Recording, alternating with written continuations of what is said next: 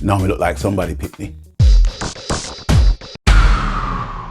Greetings one and all, this is Lloyd Brown and welcome social media family to Lloyd Brown Music. Now if you notice a massive change of lighting, it is simply because the weather has changed in 5 minutes from sunny to cloudy with a chance of rain.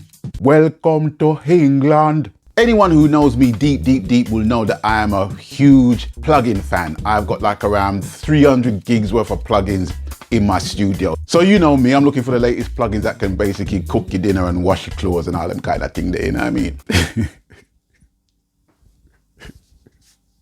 Music plugins, me I deal with, music plugins. But yeah, so I subscribe to quite a few plugin developers websites and stuff, and one namely is Audio Thing. And they dropped an email basically introducing me to a brand new plugin that was on sale. And the plugin is called Albarosi's Dub Station.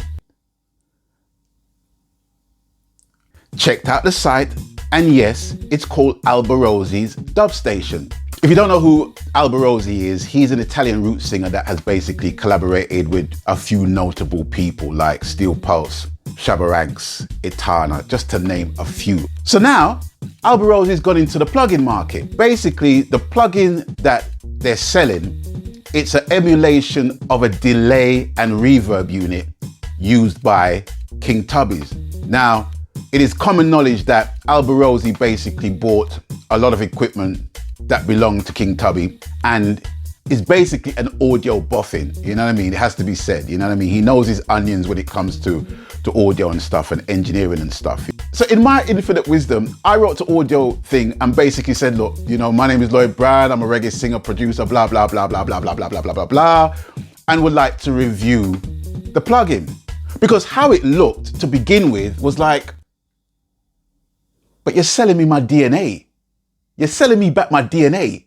However, it sparked my interest because I wanted to see exactly how this thing basically works. And if it is any way faithful to the original hardware unit that Father King Tubby basically used.